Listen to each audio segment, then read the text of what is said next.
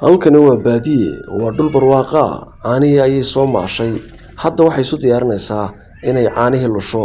haddaad maqli jirtay Soomaalidu inay ahaan ku lusho caanta waa tan waa looga horreeyay maaha dhaqan Soomaalida u gaara waa gabadh muslimada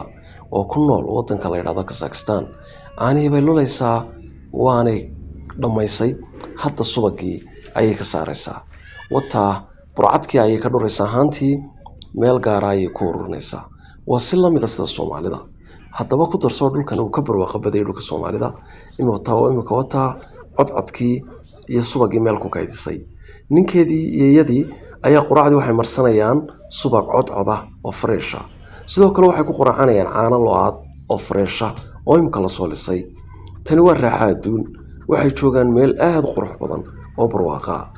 xaajigeedii iyo iyadii waxay ku quraacanayaan roodhida caanaha freshka iyo subaga codcodka